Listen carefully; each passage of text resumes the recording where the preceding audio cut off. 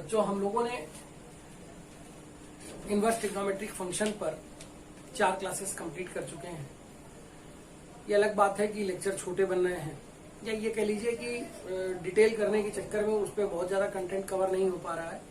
लेकिन अगर content cover नहीं करते हैं या कंटेंट कवर करने के चक्कर में पड़ते हैं तो फिर उस पर पूरी चीजों का डिस्क्राइब अच्छे से नहीं हो पाता है। अब जहां पर हम लोगों ने लास्ट लेक्चर को छोड़ा था वहीं से एक बार जल्दी से सारी बातें स्टार्ट कर रहे, बहुत तेजी से। किसी फंक्शन का इनवर्स का मतलब उसका उल्टा नहीं होता।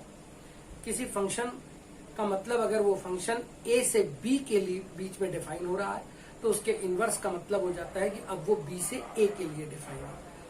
इसलिए किसी फंक्शन के इनवर्स के लिए ये जरूरी है कि उसका 1/1 होना चाहिए। वो फंक्शन, किसी फंक्शन और उसके इनवर्स का अगर ग्राफ देखा जाए तो इन दोनों के ग्राफ एक स्ट्रेट लाइन y = x के रेस्पेक्ट में मिरर इमेजेस होते हैं। ये सारी बातें हम लोगों ने लास्ट जितने लेक्चर्स हुए उसमें कवर कर ली थी। कुछ फॉर्मूले भी कवर कर लिए थे। जैसे दोबारा एक बार स्टार्ट कर लें तो सबसे पहले हम लोगों ने पढ़ा था sine inverse x। Sine inverse x में जो x का डोमेन था, यानी जो x की वैल्यू हम रख सकते थे वो -1 से 1 के बीच में रख सकते थे। इसी तरह से साइन इनवर्स x में जो दूसरी इंपॉर्टेंट चीज थी वो होती थी उसकी रेंज। रेंज यानी जब हम उसको एक फंक्शन कहते थे और उसका 1/1 वाली प्रॉपर्टी को डिस्कस करते थे तब ये जरूरी हो जाता था कि उसकी जो रेंज है वो फिक्स हो जाए और वो -90 से +90 के बीच होती थी, दोनों को इंक्लूड करते हुए, यानी एक क्लोज इंटरवल में। इसके बाद हम लोगों ने साइन इनवर्स ऑफ -x पढ़ा था जो कि माइनस साइन इनवर्स x के इक्वल होता था। देन इसके बाद उसके ग्राफ वगैरह हुए थे। कॉस इनवर्स x में इसी तरह से x के लिए डोमेन -1 से 1 के बीच होता था। कॉस इनवर्स x की जो रेंज होती थी वो 0 से 180 डिग्री के बीच में होती थी। कॉस इनवर्स ऑफ -x पाई, ये जो होता था ये इक्वल होता था pi minus cos inverse x के। और लास्ट बिल्कुल कंप्लीट करके जब क्लास ओवर की गई थी तो एक आइडेंटिटी डिस्कस हुई थी, sign inverse x plus cos inverse x = π/2। यहीं से स्टार्ट करते हैं और उसके आगे की चीजों को पढ़ते हैं। हम लोगों ने ये पहली आइडेंटिटी थी और इसको प्रूफ भी कर लिया था, sine inverse x plus cos inverse x always π/2 है। लेकिन अब एक छोटी सी चीज है जो हमें जानना चाहिए। अगर हमसे किसी क्वेश्चन में कहता है कि मान लीजिए x नेगेटिव हो, जहां इस बात को हमें शुरुआत से याद में रखना है कि x की वैल्यू -1 से 1 के बीच में होनी चाहिए। अगर x नेगेटिव है तो क्या तब भी ये फॉर्मूला एग्जिस्ट करता है? और अगर हम उसको आइडेंटिटी कहते हैं तो क्यों कहते हैं ये भी चेक करना होगा। हम लोगों ने x को एक वैल्यू -k मान लिया जहां k पॉजिटिव है और k जो है वो -1 से 1 के बीच में। इसका मतलब अगर k -1 से 1 के बीच में तो x की वैल्यू भी जो होगी वो इन्हीं के बीच में ही आनी है। यहां पर हम लोगों ने वैल्यू डाल दी, तब ये हो जाता है sine inverse of -k plus cos inverse of -k। अच्छा, आपको लास्ट लेक्चर्स की बात ये याद होगी कि साइन इनवर्स में अगर माइनस है तब ऐसी स्थिति में हम उसको माइनस साइन इनवर्स k लिख सकते थे, जबकि कॉस इनवर्स ऑफ -k हो तो हम उसे 180 यानी pi minus cos inverse k लिखते हैं। तो ये दोनों ही बातें जब हम यहां रख देते हैं तो ये हो जाता है माइनस का sine inverse k plus pi minus cos inverse k। पाई अलग करके अगर हम इनको कॉमन लेके लिख दें तो माइनस का sine inverse k plus cos inverse k। और हमें पता है कि ये प्रूफ कर चुके थे हम लोग कि ये वैल्यू π/2 होती है। और अगर ये वैल्यू π/2 होती तो 180 में से π/2 जाने का मतलब π/2 बचता है। दैट्स मीन x की सभी वैल्यू के लिए, चाहे वो x पॉजिटिव हो या x नेगेटिव हो, ये एक आइडेंटिटी होती है। कुछ बातें जो हम लोगों को और करनी है उसको भी क्विक कर लिया जाए।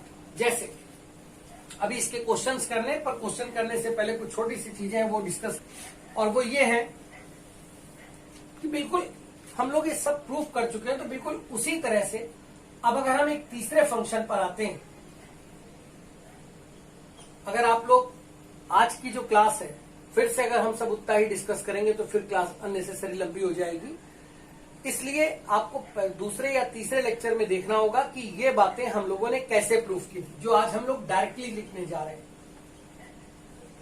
यानी अगर एक फंक्शन tan इनवर्स x है तो हमें अच्छे से पता था कि तो tan थीटा इक्वल टू अगर x है तो आपको एक पता होगा कि ऐसी स्थिति में tan में जो पॉसिबल वैल्यूज RHS की होती थी वो सारी होती थी। इसका मतलब tan के अगर आप मानों को ध्यान दें तो इसका जो फॉर्मूला होता था वो परपेंडिकुलर अपॉन बेस होता है।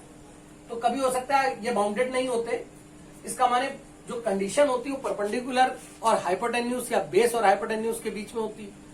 परपेंडिकुलर और बेस में कभी किसी क्वेश्चन में परपेंडिकुलर बड़ा हो सकता है, बेस छोटा हो सकता है, या इसका उल्टा भी हो सकता है। तो दैट्स वाई जो इसके मान है वो बड़े, एक से बड़े भी हो सकते हैं, एक से छोटे भी हो सकते हैं। तो दैट्स मीन जो हमें यहां पर x की वैल्यू मिलती थी वो हमें सारे रियल नंबर्स मिल जाती थी, माइनस इन्फिनाइट से लेके प्लस इन्फिनाइट तक। तो जब हम इसको tan इनवर्स x के लिए बदलते थे तब यहां पर x का मतलब होता था, अब क्वेश्चन हमसे पूछेगा कि इसका डोमेन क्या है, तो हमारा इसका डोमेन हो जाता था x belongs to the all real number, यानी हम सारे मानों को रख सकते थे। फिर यहां से अगर हम इसके ग्राफ को कंसीडर कर लें, मैं एक बार फिर कह रहा हूं कि मैं ग्राफ कंसीडर कर रहा हूं tan थीटा का। तो अगर हम tan थीटा का ग्राफ कंसीडर करें तो हमें अच्छे से पता है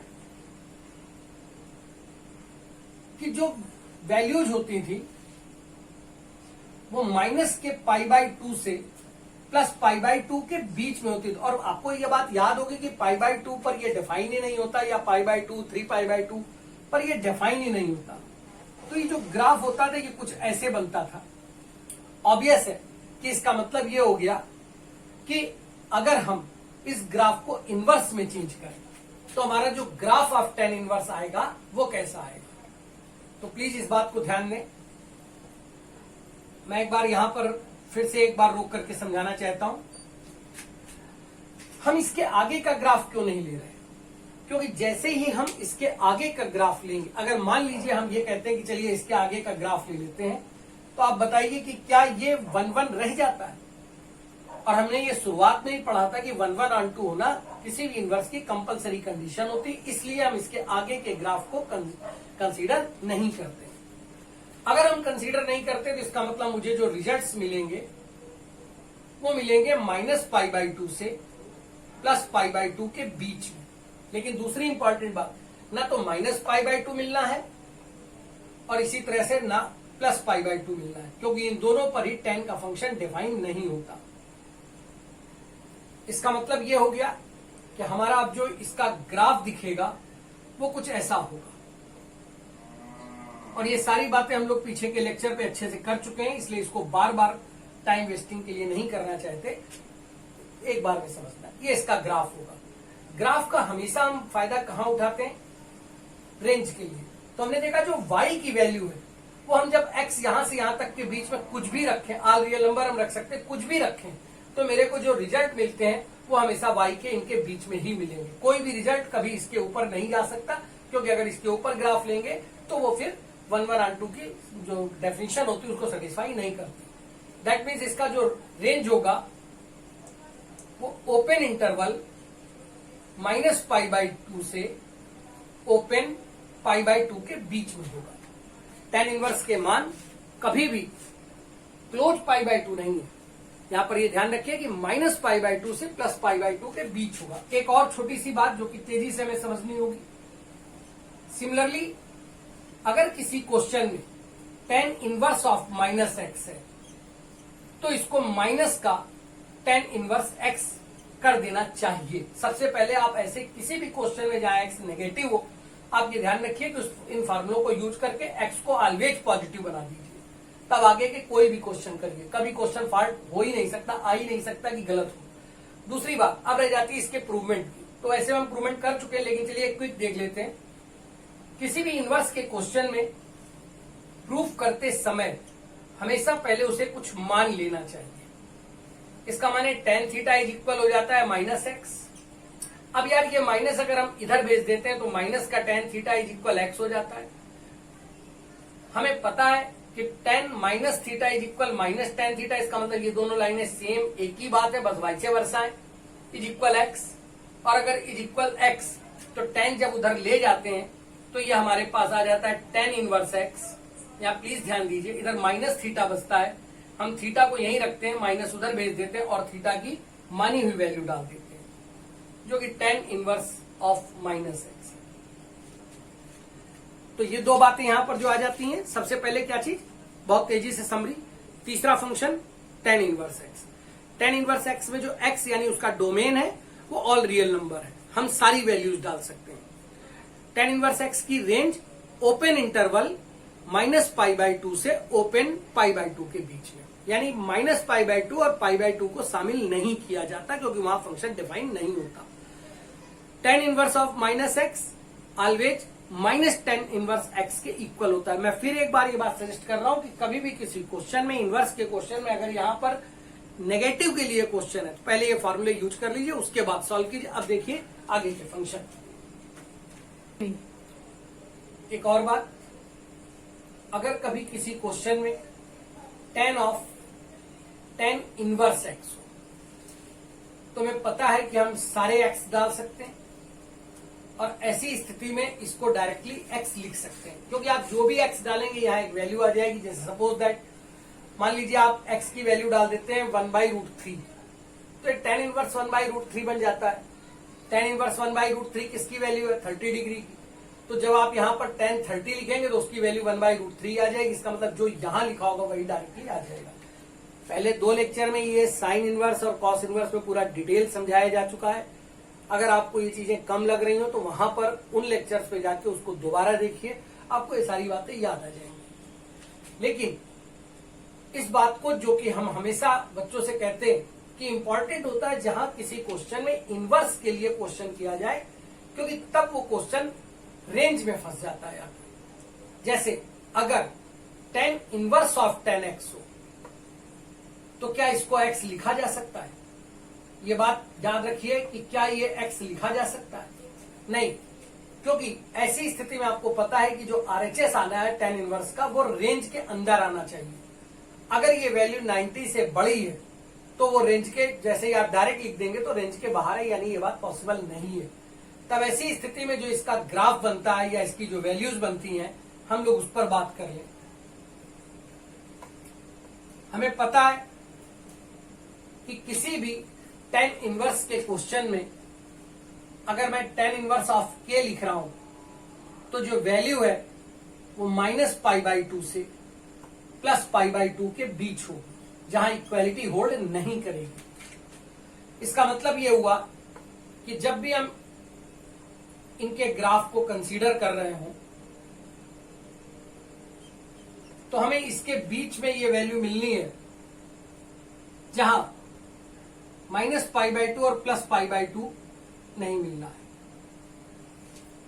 यहां ध्यान दीजिएगा, ये π/2 है और ये -π/2।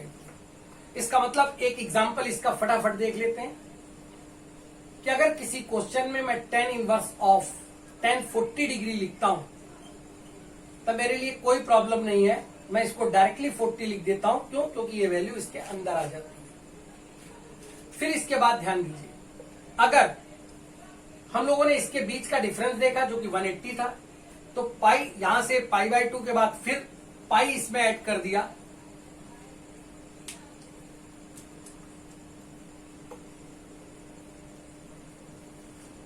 तो ये पाई और ये हमारा आ जाता है 3π/2। अब इसके बीच भी जो ग्राफ होगा वो भी यही होता है, क्योंकि π/2 और 3π/2 तो हो ही नहीं सकता। यानी अगर मैं इनके बीच का कोई x रखता हूं तो हमारे लिए ये रिजल्ट्स क्या होंगे। अब जरा देखिए, दोबारा बता रहा हूं, ये लाइन आपको याद होगी x की होती है, यानी ये x है। अब अगर ये x है तो एक तो ये x हो गया। अब जो इंटरसेप्ट आ रहा है लाइन का वो नीचे आ रहा है, यानी y नेगेटिव है तो π/2 प्लस π/2, यानी यहां पर पाई का आ रहा होगा तो यानी x माइनस पाई। मैंने कई तरीके से कोशिश की आपसे बात की जाए, तो इसलिए प्लीज ध्यान दीजिएगा। दैट मीन्स कि इसका मतलब यहां पर हम फिर से इस बात को देखते हैं कि अगर हमको किसी क्वेश्चन में यहां tan inverse of tan x का क्वेश्चन हो और जो x हो वो इस बार π/2 से बड़ा और 3π/2 से छोटा हो। जैसे एक एग्जाम्पल कर लेते हैं कि अगर ये tan इनवर्स ऑफ tan 100 होता तो क्या हम इसको 100 लिख सकते थे? नहीं, हमने ये बात पढ़ ली है कि 100 इसको नहीं लिखा जा सकता क्योंकि वो रेंज के बाहर निकल जाता है। रेंज 90 तक है, 90 के अंदर रहना चाहिए। तो हमारे लिए एक डायरेक्ट फॉर्मूला है, वो है x माइनस पाई। तो हम दोबारा लगाते हैं, x कितना है 100 माइनस कितना 180, और 100 माइनस 180 का मतलब कितना हो जाता है माइनस का 80, और माइनस का 80 का इस रेंज के अंदर है। हम लोगों ने जो रेंज पढ़ी है कि हाँ अगर इसके अंदर है तो हमारा ये हो जाता है। और ध्यान दीजिए कि यानी यहां पर कहीं ग्राफ मिलना तो ये होगा। फिर इसके बाद हम तीसरे केस पे आते हैं। ये हमारा हो गया था x माइनस 180, और ये तीसरा केस हम वो लेते हैं कि जब tan inverse of tan x में ये x 3π/2 से बड़ा और 5π/2 से छोटा है। तो जैसे ही हम 5π/2 पर जाते हैं तो हमारे लिए फिर यही ग्राफ मिलता है। और मैं एक बार फिर आपसे कह दूं कि ये स्ट्रेट लाइन x है, इसका माने ये अभी भी x है, लेकिन अब पाई के बाद यहां क्या आ जाता है x माइनस 2π। तो ये x माइनस 2π क्यों है इसको भी देख लिया जाए। कोई एक एग्जाम्पल और इसके बाद इस टॉपिक से बाहर आ जाते हैं। यानी tan इनवर्स ऑफ tan 3π/2 से बड़ा होना चाहिए। तो 3π/2 का मतलब कितना, मैं कोई भी यहां पर जैसे 300 लिखे देता हूं सपोज दैट, तो हमें पता है कि ये 270 से ज्यादा है। इसका मतलब अगर मैं डायरेक्टली फार्मूला लगाता हूं तो इट इज 300 माइनस 2π मतलब 360, यानी हमारा आंसर -60। और अगर हमारा आंसर -60 है तो वो रेंज के अंदर है, और अगर रेंज के अंदर है तो ये वैलिड है। यार इसका मतलब इसमें जो इस तरह के ग्राफ होते हैं बहुत टफ नहीं होते। इसमें क्या इंपॉर्टेंट चीज मिली कि अगर पहले दो बातें, tan of tan inverse x है तो डायरेक्टली आप x लिख सकते हो क्योंकि x वहां पर कंडीशन में नहीं होता, ऑल रियल नंबर होता है। कुछ भी x रखोगे वही आएगा। लेकिन जैसे ही किसी क्वेश्चन में tan inverse of tan x हो जाता है तो tan इनवर्स के बाहर होने का मतलब हो गया कि क्वेश्चन अब रेंज के लिए कंसीडर किया जाएगा। तब ऐसी स्थिति में हमारा जो आंसर होगा वो तभी एक्सेप्ट होगा जब वो -90 से +90 के बीच में होगा। इस कारण अगर यहां पर लिखा हुआ x 90 से बड़ा है तब हम उसको डायरेक्टली काट करके x नहीं लिख सकते, इसलिए हमें ये याद होना चाहिए। और ये tan वाले तो और भी सरल होते हैं। अगर वो x -90 से 90 में तो सीधे x आप डायरेक्टली डाल दीजिए। लेकिन अगर वो x 90 से बड़ा लेकिन 3π/2 से छोटा तो लाइन यही रखिए, और इस लाइन का मतलब होता है x। अब वो लाइन नीचे इंटरसेप्ट काट रही है तो इसका मतलब हो गया π/2 प्लस π/2 पाई, तो x माइनस पाई, उसके बाद x माइनस 2π, उसके बाद x माइनस 3π। बहुत सिंपल है यार। इसका tan inverse of tan x के ग्राफ या उनके वैल्यूज बहुत सिंपल होती है। अब एक और बात, अगर आपको याद हो कि हम लोगों ने यहां इसको न्यूमेरिक भी किया था। न्यूमेरिक कहने का मतलब ये हो गया कि अगर हम यहां से यहां तक की वैल्यू को π/2 की न्यूमेरिक वैल्यू पढ़ें तो माइनस के 1.57 से प्लस के 1.57, जैसे tan इनवर्स ऑफ tan 2 होता, इस क्वेश्चन में tan इनवर्स ऑफ tan 2 होता तो मेरा आंसर 2 माइनस पाई हो जाता। क्यों 2 माइनस पाई कितना है 3.14, और यार जब उसको 2 में सब्ट्रैक्ट मारोगे तो माइनस का 1.14 आएगा जो कि इस रेंज के माइनस के 1.57 से लेके प्लस के 1.57 के बीच में। इसका मतलब वैल्यू एग्जिस्ट करेगी। कई बार इस बात को किया है इसलिए टाइम वेस्टिंग लग रही है। आपको ये बातें दोबारा समझनी है, प्लीज पीछे के लेक्चर्स पर जाइए, वो सब फिर से क्लियर हो जाएगा। क्योंकि इसका ग्राफ बदलता था इसलिए मुझे बताना जरूरी था। अब कॉट इनवर्स,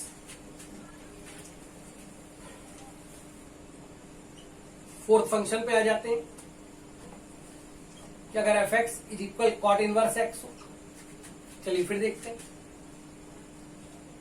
ठीक है, if cot theta is equal x, तो आप फिर बताइए कि फिर एक बार वही फॉर्मूला जो कि परपेंडिकुलर और बेस पर डिपेंड करता है, वो बात अलग है, एक बार बेस ऊपर हो जाएगा, क्या फर्क पड़ता है यार, हमें जो एक्स मिलेगा वो तो सारे नंबर होंगे ना, और अगर एक्स सारे नंबर होंगे तो जैसे ही हम इसको इनवर्स में कन्वर्ट करेंगे तो जो पहला क्वेश्चन एग्जिस्टिंग होता है वो होता है डोमेन, यानी एक्स क्या क्या डाल सकते हैं। तो हमने यहां देखा कि अगर एक्स कुछ भी डाला जाए तो यहां पर हमें कॉट इनवर्स मिल जाता है, यानी सॉल्व होता है।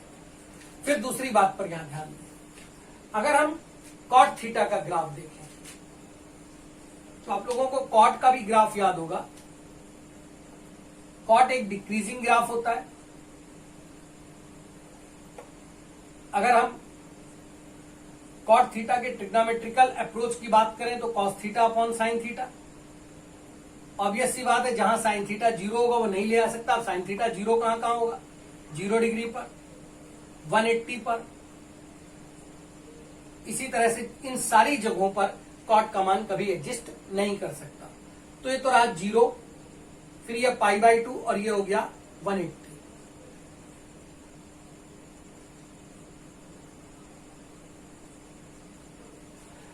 कॉट का एक मैं रफली ग्राफ जो बना रहा हूं वो कुछ ऐसे बनना चाहिए। मैं आगे के ग्राफ को इसलिए फिर दोबारा कह रहा हूं, बार बार अपनी बातें इसलिए बोलता हूं ताकि आपके दिमाग में अच्छे से बैठ जाए।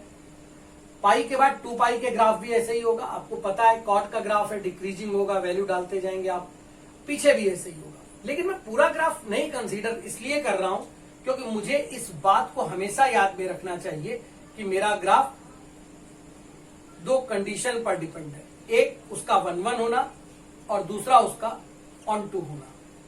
ये दो बातें इन्वर्स करते समय हमेशा इंपॉर्टेंट रोल प्ले करती है। यानी जब हम कॉट का ग्राफ बना रहे होते हैं तो हमको पता है कि जो हमारी सारी वैल्यूज हैं वो मुझे 0 से 180 के बीच में मिलने वाली है। अब 0 से 180 के बीच में ना 0 मिलेगा ना 180 मिलेगा।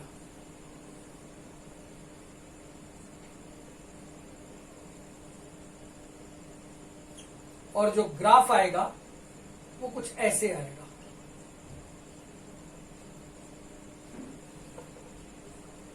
मेरा फायदा इस पे क्या दिखा कि मुझे अपने क्वेश्चन में रेंज क्लियर हो गई। यानी जब हम कॉट इनवर्स एक्स पढ़ रहे होते हैं तो उसकी जो रेंज होती है वो ओपन इंटरवल 0 to π होती है। मैं दोबारा फिर बता रहा हूं कि देखिए नेगेटिव नहीं होता है, 0 से 180 के बीच में कॉट इनवर्स एक्स की रेंज होती है। अब यहां फिर एक बात और आ जाती है कि अगर हम किसी क्वेश्चन में कॉट इनवर्स ऑफ -x कहते हैं तो उसे 180 माइनस कॉट इनवर्स x कहा जाता है। बार बार प्रूवमेंट की जरूरत नहीं, आप चाहेंगे तो आप इसको मान करके थीटा आप इसको सॉल्व कर सकते हैं कि इसको 180 माइनस कॉट इनवर्स x कहा जा सकता है। फिर यहां पर एक छोटी सी और बात क्विक देख लिया जाए कि अगर हम कॉट इनवर्स x देखते हैं तो हमें कोई प्रॉब्लम नहीं, हम इसको x लिख सकते हैं और हमें यह भी पता है कि ये x belongs to all real number होता है। इसका मतलब कोई ऐसी शर्त नहीं होती है, आप रख सकते हैं। लेकिन अगर हम इसी चीज को पलटते हैं तो क्या होता है, जरा उसको देखते हैं। Cot inverse of cot x, बार बार उन्हीं बातों को कि क्या इसको x लिख सकते हैं, नहीं, ये क्वेश्चनेबल है। तो यहां ध्यान दीजिए, कुछ केसेस बन जाते हैं। जैसे पहला, अगर ये x आपका 0 से 180 के बीच में है तो आप cot inverse of cot x को डायरेक्टली x लिख सकते हैं। जैसे अगर आप इसका एग्जांपल लेते हैं कि मान लीजिए किसी क्वेश्चन में आप cot inverse of cot 130 degree लिखते हैं, कोई इशू नहीं है, आप इसको डायरेक्टली 130 डिग्री लिख सकते हैं क्योंकि इसका कारण है कि आपको पता है कि जो रेंज होती है वो हमेशा, मैं फिर से यहां पर लाइन खींचकर इस बात को दोबारा लिखे दे रहा हूं कि सारी चीजें आपको कॉट की रेंज के लिए ध्यान में रखनी है। और आपको यह याद रखना है कि कॉट इनवर्स का कोई भी क्वेश्चन होगा उसका जो RHS आंसर होगा वो कभी 180 से बड़ा नहीं होना चाहिए, 0 से छोटा नहीं होना चाहिए। क्योंकि ये 180 से बड़ा नहीं है, इसका मतलब ये आंसर है। वहीं पर इसका जो सेकंड केस, अब अगर हम लेते हैं कि x इसके बीच का इंटरवल पाई है, इसका माने पाई से शुरू होकर और अगर वो 2 पाई के बीच में है, तो हम cot inverse of cot x को अब क्या लिख सकते हैं। चलिए 1 मिनट के लिए इस बात को इसको एग्जाम्पल से देख के समझा देते हैं। मान लीजिए मैं यहां पर किसी क्वेश्चन में लिखता हूं cot inverse of cot 210 degree, तो ये श्योर है ना कि इसको 210 तो नहीं लिखा जा सकता क्योंकि ये 180 से बड़ा है। तो एक मेथड आ जाता है जो केवल मैं दोबारा समझाने के लिए लिख रहा हूं। आप एक काम कीजिए, कॉट 210 की वैल्यू डाल दीजिए। कॉट 210 की वैल्यू क्या होगी, थर्ड क्वाड्रेंट होगा यानी पॉजिटिव होगा।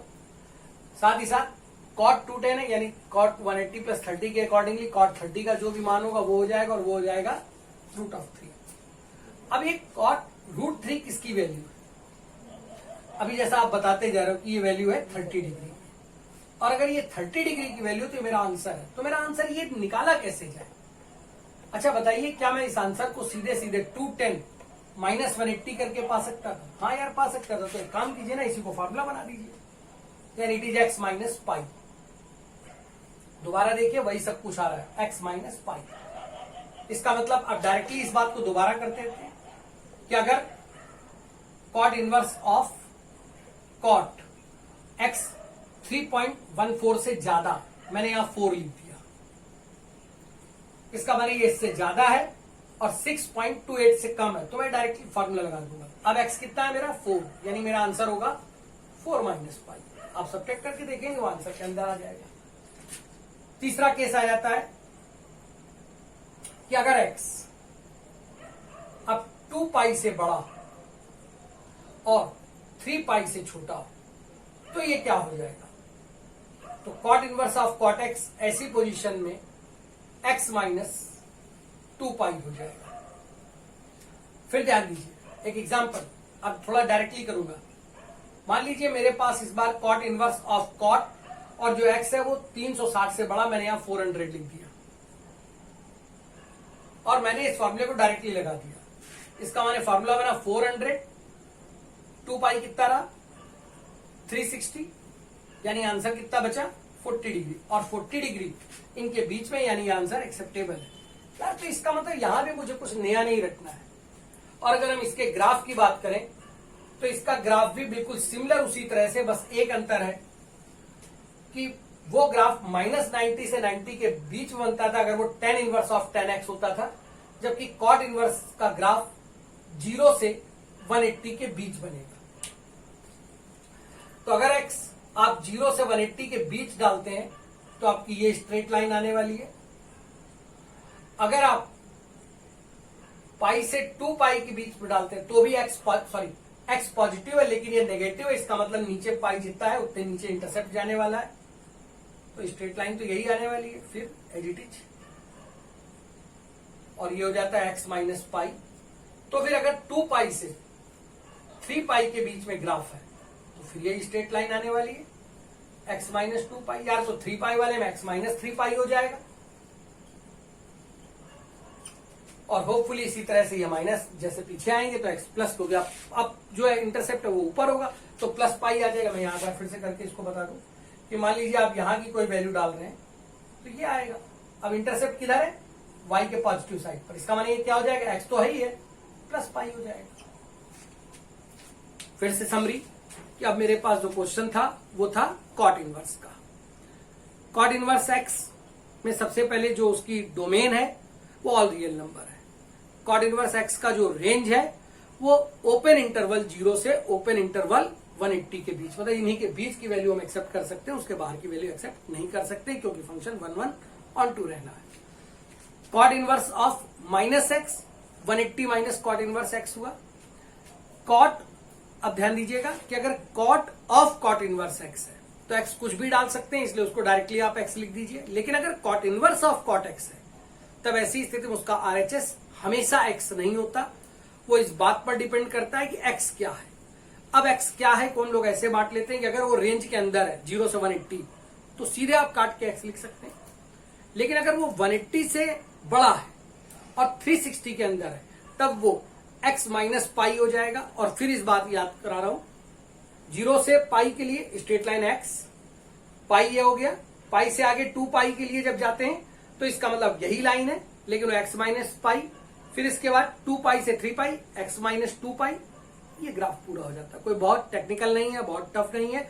अब इसके बाद एक आइडेंटिटी है, जिस तरह से हम लोगों ने साइन इनवर्स x और कॉस इनवर्स x की आइडेंटिटी देखी थी, बिल्कुल उसी तरह से tan में भी आइडेंटिटी है। मैं उसको प्रूव नहीं करूंगा, डायरेक्टली लिखूंगा।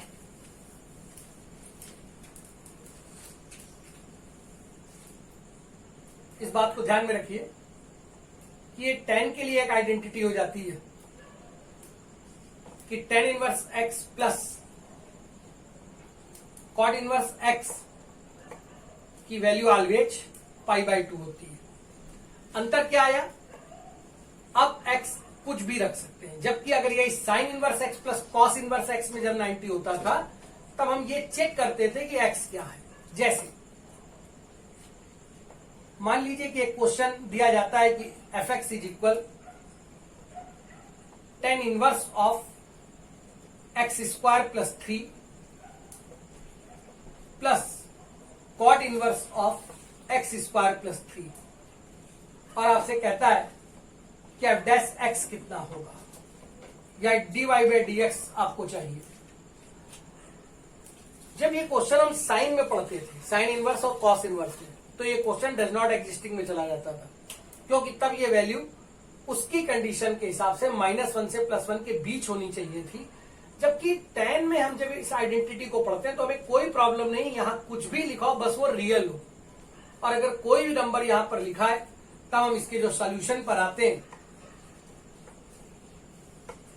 कि अगर ये दोनों सेम है तब इस स्थिति में इसको π/2 लिख सकते हैं, और अगर RHS एक कांस्टेंट टर्म है तो उसका डिफरेंशिएशन 0 होता है, और ये हमारा आंसर हो जाता है। मैं एक बार फिर बता दूं, tan इनवर्स में ये बात पॉसिबल हुई, tan inverse x plus cot inverse x में। क्यों? क्योंकि ये अनबाउंडेड होता है, इसमें x की हम कोई भी वैल्यू रख सकते हैं। अब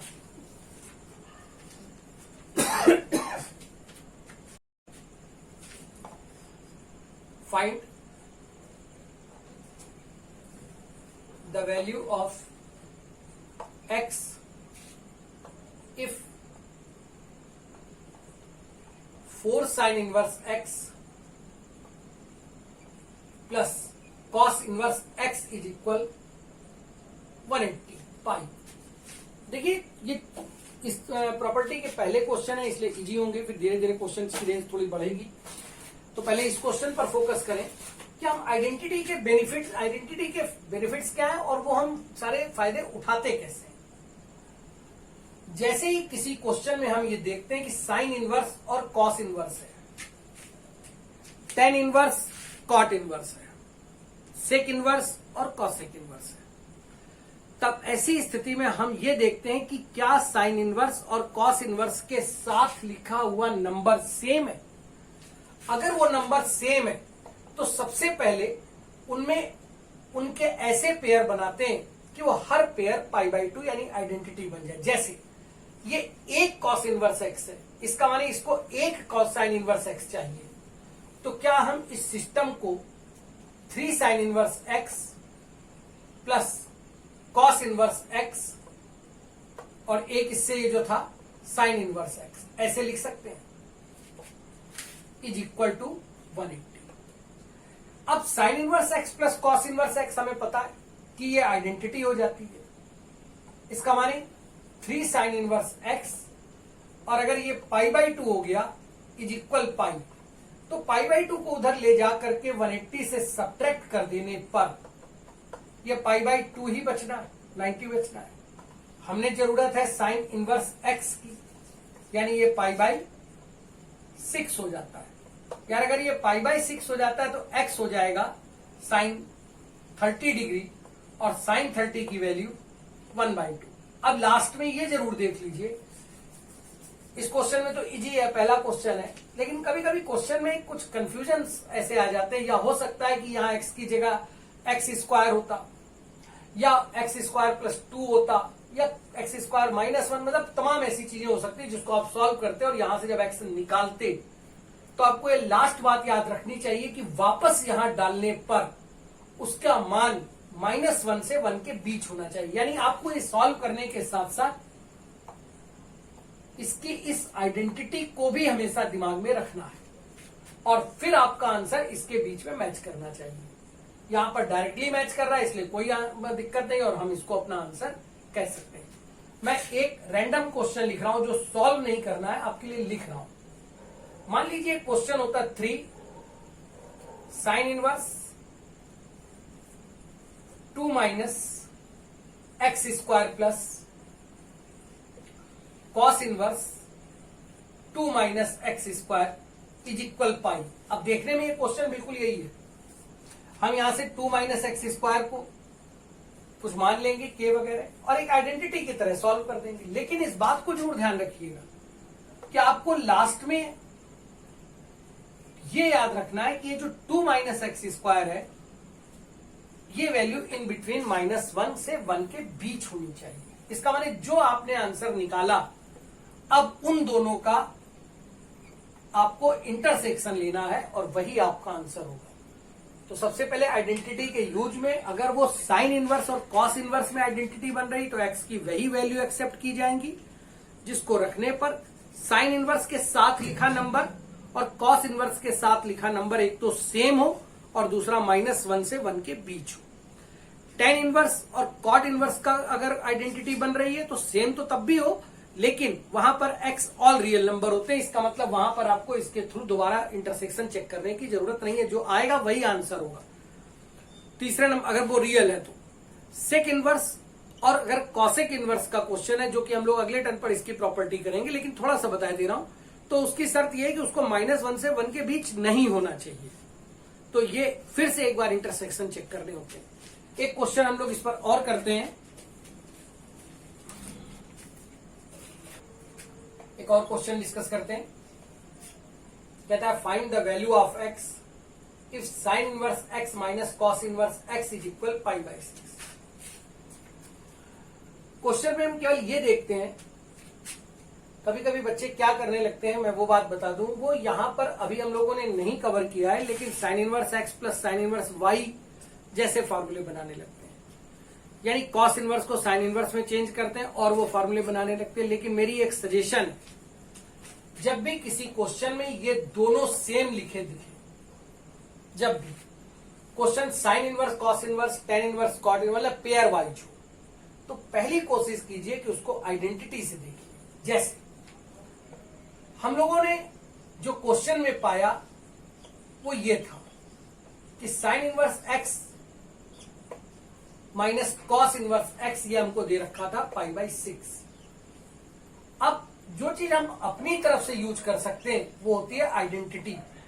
हमें पता है कि sign inverse x plus cos inverse x एक आइडेंटिटी है और वो π/2। बस केवल इतनी सी बातें हमको याद रखनी कि मेरा वही आंसर मेरे से सही माना जाएगा जो कि यहां लिखे हुए नंबर को -1 से 1 के बीच रखता है। अब ये क्वेश्चन निहायत सिंपल है। आप इसको क्लास 6 की तरह अगर देखिए तो ये साइमल्टेनियस इक्वेशन की तरह है। एक्स वाई की इक्वेशन दोनों को जोड़ दीजिए ना, तो जब आप इन दोनों को ऐड कर देते हैं तो ये कैंसिल हो जाएगा और यहां हो जाता है 2 साइन इनवर्स एक्स। जब यहां आप इसको जोड़ते हैं तो ये हो जाएगा आपका 120 डिग्री 90 + 30। यार तो साइन इनवर्स एक्स कितना हो जाता है? ये हो जाता है 60 डिग्री। इसका माने एक्स क्या आएगा?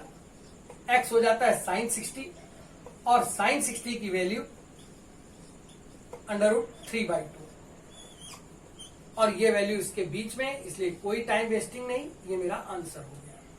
एक क्वेश्चन और मैं लिख रहा हूं जिसमें क्वेश्चन कहता है इफ इट इज गिवन,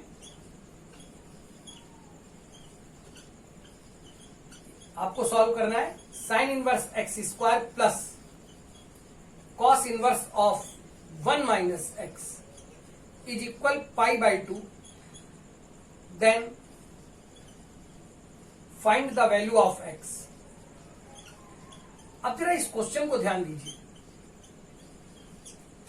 उसने ऑलरेडी मुझे एक आइडेंटिटी दी हुई है, कोई जरूरत नहीं है, हमारे पास दो रास्ते हैं सॉल्व करने की। क्या मैं इसको sign inverse x square plus cos inverse x square लिख सकता हूं? वो कर लू। या यार सीधे सीधे याद करो ना कि अगर ये आइडेंटिटी है तो इन दोनों का सेम होना कंपलसरी है। बस यहीं से क्वेश्चन स्टार्ट कर दिया, क्योंकि आइडेंटिटी दी है, 90 दिया है, साइन इनवर्स की क्वेश्चन, कॉस इनवर्स का क्वेश्चन है, तो हम जानते हैं कि ये दोनों सेम होना चाहिए, यानी x square is equal 1 minus x, यानी x square plus x minus 1 is equal 0। अब यहां से श्रीधर का फॉर्मूला लगा देते हैं। श्रीधर के अकॉर्डिंगली आपको पता है कि अगर कोई quadratic equation ax square plus b x plus c is equal 0 है तो उसके दो रूट्स अल्फा और बीटा हो जाते हैं, जो कि minus b plus minus root of b square minus 4ac upon 2a से कैलकुलेट किए जा सकते हैं। तो यहां x की दो वैल्यू हमने मान ली कि एक x1 है, एक x2 है। माइनस बी यानी -1 plus minus root of b square यानी 1 माइनस 4, a की वैल्यू 1 और ये माइनस यानी +1 अपॉन 2a। इंपॉर्टेंट बात को यहां समझना होगा कि मैंने x1 को लिया -1 प्लस √5/2 और x2 को लिया -1 माइनस √5/2। अब आप बताइए ये वैल्यू ली जाए या ना ली जाए? आपको पता है कि जब आप √5 को सॉल्व करेंगे तो ये 2 से बड़ा आएगा, ये 2 से बड़ा आएगा, इसका मतलब -1 अप्रोक्सीमेट ले रहे हैं और -2, तो माइनस का ये दोनों 3 हो जाएगा तो -3/2 आ जाएगा। -3/2 यानी माइनस का 1.5, और हम नहीं ले सकते क्योंकि उसको वापस यहां डालने पर हम ये फिर बता रहे हैं कि आप वापस यहां डालेंगे तो सेटिस्फाई भी होना चाहिए। अगर वो वैल्यू यहां पर डालने पर दोनों जगह पर -1 से 1 के बीच में नहीं आ रही है तो मेरा आंसर नहीं हो सकता। इसलिए मैं यहां पर रेड मार्क लगा रहा हूं, ये आपको खुद चेक करने के लिए एक तरह से मैं काम दे रहा हूं कि आपको ये चेक करना होगा कि आपके कौन से ऐसे इन दोनों रिजल्ट्स में क्या ये दोनों रिजल्ट आंसर है। ये तभी पॉसिबल है जब यहां रखने पर दोनों सेम हो और -1 इस जगह की वैल्यू, इस जगह की वैल्यू -1 से 1 के बीच में हो, तब ये आंसर होगा। कुल मिलाकर अभी और आइडेंटिटी क्वेश्चन पर है, लेकिन एक सिंपल बात जो निकल के आती है कि अगर वो sine inverse x plus cos inverse x is equal π/2 है, तब ऐसी स्थिति में x का मान -1 से 1 के बीच में होना चाहिए, एक कंडीशन। दूसरी बात, अगर sine inverse anything plus cos inverse anything is equal π/2 दिया, तो π/2 अगर गिवन है तो ये जरूरी है कि उनके साथ जो इसको मैं एनीथिंग बोल रहा हूं, इन दोनों का आपस में सेम होना जरूरी है। आपस में इक्वल करके एक क्वेश्चन बना सकते हैं। कुछ और क्वेश्चन आगे देखते हैं। एक और क्वेश्चन, जब वो आपसे कहता है find the range of x if a function f(x) is equal sin inverse x plus tan inverse x plus cos inverse x। कोई टफ क्वेश्चन नहीं है, लेकिन फिर भी यहां ध्यान दीजिए। ऐसे क्वेश्चन में मैं दूसरी बार ये बात बोल रहा हूं कि पहले आप पेयर कीजिए जो आपको डायरेक्ट दिख रहा है। तो आप sign inverse x plus cos inverse x को π/2 लिखते हैं और ये हो जाता है π/2 प्लस tan इनवर्स एक्स। अब यहां के बाद एक ऐसी बात है जो आपको हर हाल में जाननी चाहिए। देखिए, मैं एक पहले कुछ गलत कहने जा रहा हूं, उसको ध्यान दीजिए। अक्सर बच्चे इस जगह से क्या करते हैं, ये जो चीज बता रहा हूं ये गलत तरीका है। मैंने देखा कि कुछ बच्चों से बात हुई, उन्होंने कहा कि tan इनवर्स एक्स की वैल्यू -π/2 से प्लस π/2 के बीच होती है। ठीक है, मैंने भी मान लिया। फिर इन्होंने कहा इसमें क्या है, π/2 ऐड कर दीजिए। ठीक, आपने π/2 ऐड कर दिया, यानी π/2 जब दोनों तरफ ऐड किया तो इधर 0 हो गया और इधर ये 180 हो गया। अब ये आप कह रहे हैं कि f(x) है, इसका मतलब आपका f(x) या y जो है वो 0 से पाई के बीच में, और इसका माने ये निकला कि आप आंसर दे देते हैं कि the range is open interval 0 to पाई। और जो 4 ऑप्शन दिख रहे होंगे, हो सकता है उसमें एक ऑप्शन हो ताकि आप गलती कर बैठे, पर ये गलत है। अब आ जाता है इसमें गलती क्या है। आपको इस बात को हमेशा नोटिस करना चाहिए, हमेशा ध्यान रखना चाहिए कि आपने आइडेंटिटी किसकी यूज की है। आपने आइडेंटिटी यूज की है sine inverse x plus cos inverse x की, और उसकी जगह आपने पाई बाई 2 डाला है। आपको ये बात याद रखनी होगी, मैं फिर कह रहा हूं, ध्यान रखनी होगी कि ये बाउंडेड आइडेंटिटी है। इसका मतलब इसमें x जो है वो -1 से 1 के बीच ही डाला जा सकता है। तो जो x आप यहां डाल सकते हो वही x तो आप यहां डालोगे। क्या ऐसे इस क्वेश्चन में इतने पार्ट का x अलग और इस पार्ट का x अलग हो सकता है? ऐसा नहीं हो सकता ना। इसका नहीं, क्या x की जगह 3 डाल सकते हो? आप नहीं डाल सकते। इसलिए जब आप ऐसे देखते हो तब आपका ये क्वेश्चन जब tan इनवर्स x में आता है और यहां क्लोज लगा है तो ये माइनस के पाई बाई 4 से प्लस के पाई बाई 4 के बीच में हो जाता है। मैं डायरेक्टली कर रहा हूं, अगर कहिए तो मैं इसको दोबारा समझा दूं कि x है, मैंने दोनों tan ले लिया तो अंडरस्टूड है कि tan पाई बाई 4 की वैल्यू 1 और माइनस पाई बाई 4 पे माइनस पाई बाई 4। अब इस पे पाई बाई 2 ऐड कीजिए तो ये pi by 2 plus tan inverse x हो जाएगा। और यार जब यहां पाई बाई 2 ऐड करेंगे तो ये बन जाएगा 3 पाई बाई 4, और यहां ऐड करेंगे तो ये बन जाएगा पाई बाई 4। और आप जानते हैं, मैं एक बार फिर से कह रहा हूं, कैलकुलेशन यार चेक कर लिया करो क्योंकि कैलकुलेशन मुझसे गलतियां होती हैं।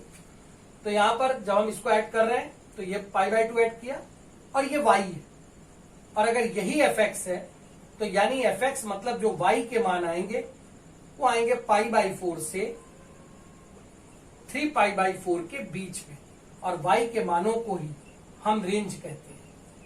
That means range close interval pi by 4 से 3 पाई बाई 4 के बीच आएगी, और ये मेरा आंसर होगा। ध्यान दीजिए, आंसर मैच नहीं कर रहा है, इसलिए जरूर अच्छे से समझिए इस बात को कि किसी भी क्वेश्चन में आपने पेयर किसको किया है, जिन दो टर्म को पेयर किया है उसके लिए आपको क्वेश्चन सोचना होता है। आपने sign inverse x plus cos inverse x की आइडेंटिटी लगाई, इसको आपने पाई बाई 2 लिख दिया, तो बस इतना मत देखिए कि ये काम खत्म हो गया ना। आप जानते हैं कि जो x यहां पर आप रखेंगे वही x आप यहां रख सकते हो, इसलिए हम tan के सारे मानों को आप नहीं ले सकते। तो पहले आप ये पता कीजिए कि जिस x के लिए क्वेश्चन दिया गया है उस x के लिए जो यहां पर लिखा है वो कहां से कहां तक आएगा, तब आप आगे क्वेश्चन सॉल्व करिए। ये जरूर ध्यान रखिए इस क्वेश्चन में। एक और क्वेश्चन देखिए, एक और क्वेश्चन, सॉल्व द इक्वेशन। और वो इक्वेशन क्या है कि साइन इनवर्स x में ऐसे x, इक्वेशन क्या है, इसका मतलब x के मान निकालने या x की रेंज निकालनी, ऐसे x जो जिसका कि साइन इनवर्स हमेशा उसके कॉस इनवर्स से कम। फिर दोबारा, ये आज की क्लास आइडेंटिटी बेस्ड है क्योंकि अभी हम लोगों ने ट्रांसफॉर्मेशन नहीं पढ़ा है, आज केवल आइडेंटिटी तक की चीजें हुई है, इसलिए केवल वहीं पर बात करेंगे। तो अगर ऐसे क्वेश्चन में आप देखिए कि जिनके बीच इन इक्वेशन का साइन है और वो सेम लिखा हुआ है, फिर वो क्वेश्चन 10 में हो या सेट में, आप समझिए कि आइडेंटिटी का क्वेश्चन है। यानी जैसे क्या हम दोनों ही तरफ साइन इनवर्स x ऐड कर सकते हैं? और आपको आइडेंटिटी की प्रॉब्लम, सॉरी इनइक्वालिटी की प्रॉब्लम में पता होगा कि अगर आप ऐड कर रहे हो तो साइन ऑफ इनइक्वेशन में फर्क नहीं पड़ता। इसका माने यहां से ये चीज बन जाती है sine inverse x plus cos inverse x, जबकि यहां से बन जाता है 2 साइन इनवर्स एक्स। तो इसका माने 2 साइन इनवर्स एक्स जो है वो लेस है पाई बाई 2 से। तो साइन इनवर्स एक्स लेस है पाई बाई 4 से, इसका माने x लेस है 1 बाई साइन 45 यानी 1 बाई रूट 2 से लेस। तो क्या मेरा आंसर ये होगा कि ये मैं छोड़ दूं आंसर तो ये सही है या गलत? आप पहले ये आप खुद सोचिए, तब तक मैं लिख रहा हूं। कभी कभी बच्चे इसी जगह को आंसर समझ बैठते हैं, लेकिन नहीं, क्योंकि क्वेश्चन आइडेंटिटी का है और अगर वो साइन इनवर्स की आइडेंटिटी है तो हमको ये हमेशा याद रखना होगा कि मेरे आंसर -1 से 1 के बीच ही वैलिड है। इसका माने अगर मैं नंबर लाइन के अकॉर्डिंगली -1 से 1 के बीच लिखता हूं और मैं कहता हूं कि मुझे वो सारे मान चाहिए जो कि 1/√2 से लेस हो।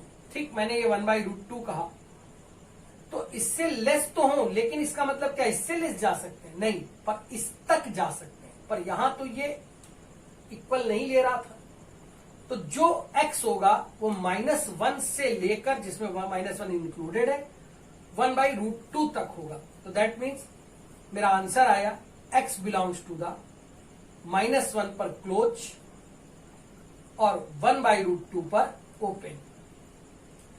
बहुत टफ नहीं है, थोड़े से बस क्या होता है कि हम जल्दबाजी ना करें तो हमसे गलती नहीं होगी। मैंने अपने इतने पढ़ाने के दौरान ये चीज देखी है कि बहुत जब हम किसी भी कंपटीशन के क्वेश्चन को उठाते हैं तो उसमें हमेशा 25% तो ऐसा पेपर होता है कि उसमें कुछ इसी टाइप की गलतियां होती है या इसी टाइप के कंफ्यूजन क्रिएट कराए जाते हैं और बच्चा जल्दबाजी में वो गलती कर देता है। आपको गलतियां बचानी है।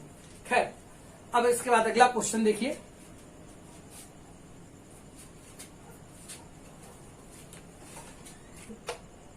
एक और क्वेश्चन,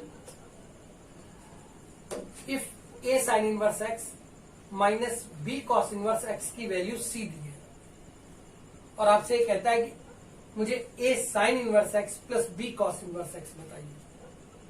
या हो सकता है इसको पलट देता, b sin inverse x plus a cos inverse x पूछता, या b यहीं पर सेम होता, इनको पलटता यहां माइनस ही लगा देता। तो ये सारे क्वेश्चन हम सॉल्व कैसे कर सकते हैं, इनमें फिर एक बार बता दूं, ये क्वेश्चन आइडेंटिटी की हेल्प से बहुत छोटे हो जाते हैं। जैसे आपको एक इक्वेशन क्वेश्चन से दी गई है और वो है a sin inverse x minus b cos inverse x is equal c। आप इसको इक्वेशन 1 कहिए और छोड़ दीजिए।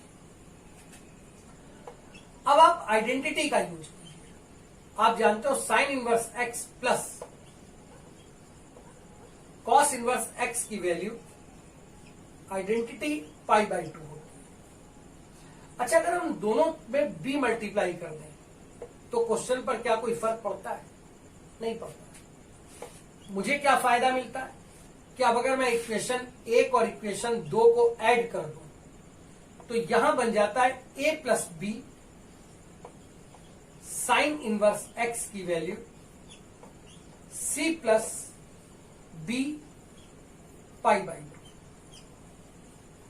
इसका माने साइन इनवर्स x क्या बन जाता है, और ये बन जाता है 2c plus pi into b upon 2 a plus b. अब हम क्वेश्चन में जाते हैं कि हमसे पूछा क्या है। अगर मैंने b साइन इनवर्स x पूछा होता तो मैं दोनों तरफ b मल्टीप्लाई कर देता, लेकिन उसने a साइन इनवर्स x पूछा है तो मैं दोनों तरफ a मल्टीप्लाई कर देता हूं। तो यह बन जाता है 2ac और यहां पाई ab। इसको इक्वेशन 3 कहकर। अब जरा फिर देखिए, हमें साइन इनवर्स x की वैल्यू तो मिल गई, अब हमें चाहिए कॉस इनवर्स x की वैल्यू। इसका माने इस बार मुझे a नहीं चाहिए, तब मैं इसी identity sine inverse x plus cos inverse x is equal π/2 में इस बार a मल्टीप्लाई कर देता हूं और इसको इक्वेशन 4 कह देता हूं। इक्वेशन 4 से इक्वेशन फर्स्ट को सबट्रैक्ट कर देता हूं। a sign inverse x plus a cos inverse x minus a sign inverse x minus minus plus b cos. तो a साइन इनवर्स x तो चला जाएगा ना, और मेरे पास रह जाएगा a plus b cos inverse x। Subtract किया है यानी a π/2 माइनस c। तो हमें इससे कॉस इनवर्स x की वैल्यू मिल जाती है जो कि a pi minus 2c upon 2 a plus b हो जाती है। अब फिर देखिए, कॉस इनवर्स x के साथ क्या चाहिए? b चाहिए। तो जो पहले मैंने जैसे निकाला था सिमिलरली उसी तरह से मैं दोनों ओर b मल्टीप्लाई कर देता हूं। तो ये ए बी और ये बन जाती है इक्वेशन 5। और मुझे लगता है इसके बाद आप खुद समझ रहे हैं जो मेरी जरूरत है क्वेश्चन की वो a साइन इनवर्स x और b कॉस इनवर्स x। इसका माने मैं ऐड कर रहा हूं किसको और किसको, थर्ड को और फिफ्थ। जब इन्हें ऐड करता हूं, जब इन्हें ऐड करना है तो ये बन जाते a sign inverse x plus b cos inverse x। इधर तो ऐड हो गया और यहां मेरे पास क्या था, 2ac प्लस पाई ए b upon 2a plus b plus pi ए b minus 2bc upon 2a plus b. अच्छा, एक लास्ट यहां पर कैलकुलेशन देखिए कि दोनों का जो एलसीएम आना है या डिनोमिनेटर है वो सेम है, तो इसका मतलब ऊपर के नंबर को डायरेक्टली ऐड करना है। तो पाई ए बी प्लस पाई ए बी वो 2 पाई ए बी हो जाएगा। तो मुझे लग रहा है 2 तो सब जगह से कॉमन आएगा और नीचे वाले 2 से कट जाएगा। पाई ए बी जो कि 2 पाई ए बी बन गया था, 2 कट चुका है तो पाई ए बी बचा प्लस 2 कट चुका है कॉमन होके ए सी minus B C, C common A minus B. और इससे ज्यादा इसको सॉल्व नहीं किया जा सकता। इसका माने ये इसका आंसर है। बहुत टिपिकल नहीं है, आसान है। आइडेंटिटी का यूज है। इंपॉर्टेंट क्या है कि हमने देखा कि जो दिया, जैसे मैंने यहां पर 3 और यहां 4 लिखा होता और मैं 4 sign inverse x plus 3 cos inverse x पूछ रहा होता तो आपको यही ड्रामा करना है। आपको पहले आइडेंटिटी लेनी है, जो मैंने पूछा है वो मल्टीप्लाई कर देना है। एक बार साइन इनवर्स को उसी मल्टीपल नंबर के साथ, एक बार कॉस इनवर्स को उसके मल्टीपल नंबर के साथ निकालना है और दोनों ऐड कर देना। सिंपल आंसर आ जाता है। कुछ क्वेश्चंस अगले टर्न पर आप करेंगे क्योंकि वीडियो कुछ लंबा हो रहा है। और थोड़ी सी एक चीज और बता देते हैं, जरा उस पर ध्यान दें। जैसे साइन इनवर्स x का मतलब कभी भी किसी भी इनवर्स में, साइन में ही नहीं, साइन x का होल इनवर्स नहीं होता।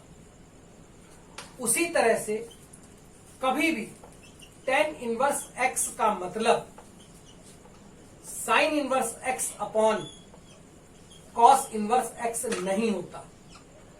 ये प्लीज आप लोग ध्यान रखिए क्योंकि यहां पर क्या होता है, जल्दबाजी में, गलतियों में, हालांकि कभी भी ब्रिलियंट बच्चे ऐसी गलती नहीं करते, पर एग्जामिनेशन के कुछ हाइपर टेंशन होते हैं, उसमें कुछ गलतियां हो जाती हैं, इसलिए ये बताना जरूरी है। अब दूसरी एक बात आती है, कभी कभी कुछ क्वेश्चन होते हैं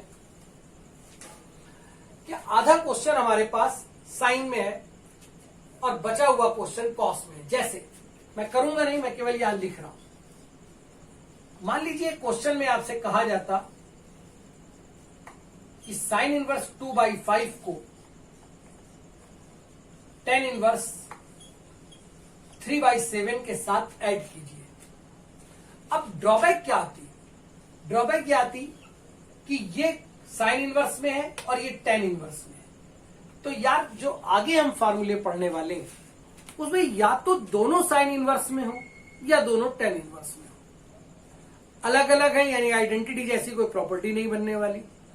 तब इस स्थिति में हमें किसी एक इनवर्स को दूसरे इनवर्स में बदलना होता है और इसको ट्रांसफॉर्मेशन कहा जाता है। ये जो ट्रांसफॉर्मेशन है ये एक बहुत ही सिंपल चीज है। हमारे पास दो रास्ते आते हैं। पहला कि हमें ट्रांसफॉर्मेशन के लिए फार्मूले रटने हैं या समझने हैं। होपफुली आप लोग ये बात सब जानते हैं कि अगर हम ट्रिग्नोमेट्री में राइट एंगल ट्रायंगल का यूज करेंगे तो ये बहुत आसान हो जाता है। जैसे पहला फॉर्मूला, अगर हम साइन इनवर्स x को किसी क्वेश्चन की डिमांड में कॉसेक इनवर्स में चेंज करें तो ये कॉसेक इनवर्स 1/x हो जाता है। पर यहां ध्यान रखिएगा कॉसेक इनवर्स है, इसका मतलब क्या हम यहां पर 1 डाल सकते हैं? थोड़ी देर देखते हैं।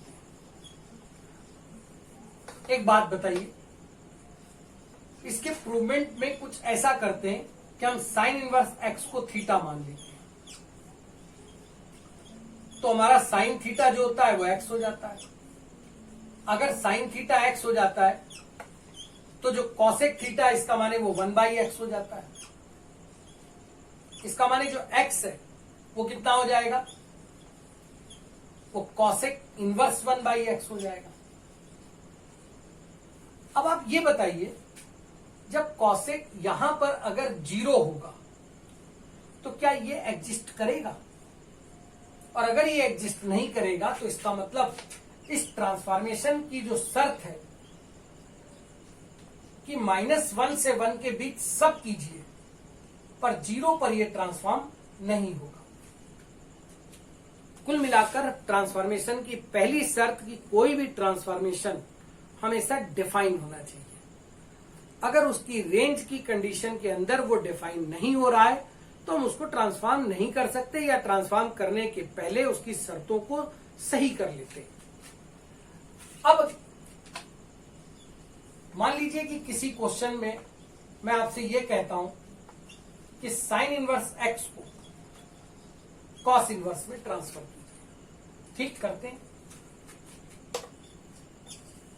दो रास्ते, पहले वाला जो हम लोग डायरेक्ट करेंगे, हमने दोनों स्क्वायर कर दिया, या ये कह सकते हैं कॉस थीटा का फॉर्मूला लगा दिया जो कि root of 1 minus sine square theta है, जो कि root of 1 minus x square हो गया। तो थीटा हो जाता है cos inverse of root of 1 minus x, और थीटा क्या था, थीटा तो साइन इनवर्स है। इसका माने हम इसको root of 1 minus x square कह सकते हैं। ठीक, कह सकते हैं। अब जरा प्लीज कुछ शर्तों को यहां पर समझ लिया जाए क्योंकि फिर क्लास को आज की कंप्लीट की जाए। जैसे ध्यान, मैंने इसका पहला केस लिया, मैंने कहा ये जो x है ये 0 से 1 के बीच में, या ये कह सकते हैं पॉजिटिव है। और अगर हम ऐसा कह रहे थे तो साइन इनवर्स की कोई एक वैल्यू डाल देते हैं, जैसे 1/2। तो कॉस इनवर्स में जब ये वैल्यू बनती है तो 1/4 और सॉल्व हुआ 4 - 1 यानी √3, और 4 से बाहर 2, दोनों ही सही है क्योंकि साइन इनवर्स 1/2 जो है आप जानते हो ये 30 डिग्री की वैल्यू है, तो इसी तरह से ये भी 30 डिग्री की वैल्यू। यहां पर हमें कोई प्रॉब्लम नहीं थी, सब कुछ सही था। लेकिन अगर हम बी कंडीशन लेते हैं, अब हम x को -1 से 0 के बीच लेते हैं और इसको समझते हैं, तो ये साइन इनवर्स ऑफ -1/2 हो गया। जब हम इधर सॉल्व करते हैं तो ये फिर से एक बार कॉस इनवर्स ऑफ 1 माइनस, और जब इसका स्क्वायर करोगे तो 1/4 हो जाएगा क्योंकि -1/2 का स्क्वायर कर रहा है। अच्छा एक बात बताइए, यहां तो ये माइनस आ जाएगा, माइनस साइन इनवर्स हाफ यानी माइनस का π/6, और बस यहीं पर गलत हो जाता है। वो गलती क्या होती है, यहां से आपकी जो वैल्यू है -π/6 इसलिए नहीं हो सकती कि कॉस इनवर्स में जो रेंज है वो 0 से 180 के बीच होनी चाहिए, और ये नेगेटिव है। और अगर ये नेगेटिव है तो इसका माने हम ये नहीं ले सकते। क्या मतलब निकला इसका? इसका मतलब ये निकला कि ट्रांसफॉर्म करते वक्त आप उसके फार्मूले को पॉजिटिव बना दीजिए, तब आप ट्रांसफॉर्म कीजिए। कैसे, मतलब क्या चीज कहना चाहता हूं उसको देखा जाए। जैसे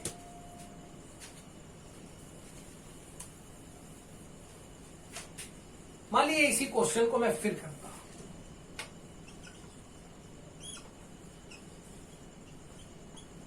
साइन इनवर्स ऑफ -1/2, और मुझसे तुम कह रहे थे कि इसको आप कॉस इनवर्स में चेंज कीजिए। मैं यहां लिख नहीं रहा हूं, अभी चेंज करने की बात कह रहा हूं। तो जो सही मेथड होता वो ये होता कि पहले मैं साइन इनवर्स ऑफ -1/2 में माइनस वाला फॉर्मूला यूज करता, और जब x पॉजिटिव हो जाता तब उसका ट्रांसफॉर्मेशन लगाता।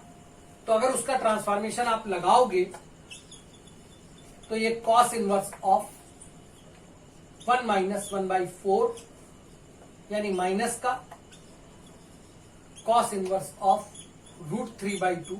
और मुझे लगता है अब आपके आंसर LHS RHS मैच कर जाते हैं।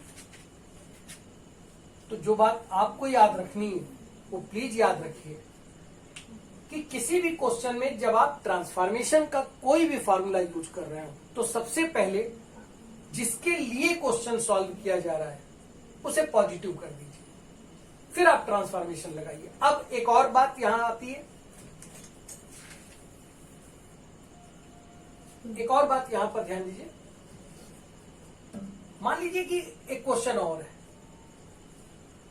और वो क्वेश्चन मेरे से कहता है कि सेक इनवर्स एक्स का क्वेश्चन है और वो चाहता है कि आप साइन इनवर्स में ट्रांसफॉर्म कीजिए।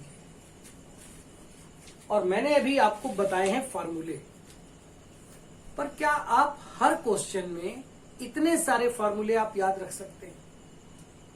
और अगर इतने फॉर्मूले आप याद रखेंगे तो कहीं कंफ्यूजन भी हो सकता है। तो आप ट्रांसफॉर्मेशन की हमेशा उसकी जो ट्रायंगुलर प्रॉपर्टी है वो यूज कीजिए। जैसे अब अगर हम ट्रायंगुलर प्रॉपर्टी यूज करते हैं तब आप ये बात ऐसे कर सकते हैं कि जो क्वेश्चन में दिया है आप सबसे पहले उसे कुछ लेट कर लीजिए, फिर आप सेक थीटा की वैल्यू निकालिए और उसको इस तरह से लिखिए कि वो परपेंडिकुलर बेस और हाइपोटेन्यूज की तरह पढ़ी जाए। जैसे सेक क्या होता है? Hypotenuse upon base. इसका माने अगर परपेंडिकुलर मिल जाए तो साइन बनाया जा सकता है। तो अब मुझे परपेंडिकुलर की जरूरत है। पाइथागोरस लगाइए तो ये आ जाएगा कुछ ऐसा। किसमें ट्रांसफॉर्म करना है? साइन में। तो अब साइन थीटा निकाल लीजिए। साइन थीटा क्या होगा? Perpendicular upon hypotenuse. परपेंडिकुलर आप कैलकुलेट कर चुके थे, वो था √(x² - 1) और हाइपोटेन्यूज था x। थीटा निकालिए। थीटा हो जाता है sine inverse of √(x² - 1)(x). अब लास्ट बात, थीटा आपने लेट क्या किया था? Sec inverse. इसका माने sec inverse x sine inverse √(x² - 1)(x) के इक्वल हो जाता है। यहां पर फिर ये ध्यान रखिए, ट्रांसफॉर्म करते वक्त हमेशा उसकी कंडीशन पर क्वेश्चन को काम करना चाहिए। जैसे अब क्वेश्चन की कंडीशन पर जो काम हम लोग, हालांकि ये सारी बातें अगले टर्न पर डिस्कस करेंगे क्योंकि आज क्लास बड़ी हो चुकी है, लेकिन अभी इस बार फिर बता दिया, ट्रांसफॉर्म करते वक्त ये कंपलसरी है कि आप x को पॉजिटिव बना दीजिए तब ट्रांसफॉर्म कीजिए। पॉजिटिव बनाने के लिए आपने जो फॉर्मूले इनवर्स के पढ़ लिए तो उनका यूज कीजिए, आप आराम से ट्रांसफॉर्म करिए किसी भी क्वेश्चन को किसी भी पार्ट में। पर इसकी बाउंडेशंस क्या होती हैं ट्रांसफॉर्म करने में? जैसे यहां पर एक कंडीशन बताई है, उसी तरह से हर एक की कुछ ना कुछ कंडीशन होती है। वो सारी कंडीशंस अगले टर्न पर डिस्कस होंगे। अगले टर्न पर कुछ अच्छे डाउट्स, कुछ अच्छे सम्स हम लोग डिस्कस करेंगे, कुछ अलग की चीजें भी पढ़ेंगे। सेक इनवर्स और कॉसेक इनवर्स अभी बाकी है, उसको करेंगे। Sign inverse x plus cos inverse x वगैरह करेंगे। क्लास को आज की यहीं पर कंप्लीट कर रहे हैं और आपसे फिर एक बार कह रहे हैं, आप सब्सक्राइब करते हैं, हम लोगों को कॉन्फिडेंस मिलता है, तो प्लीज सब्सक्राइब जरूर कीजिए।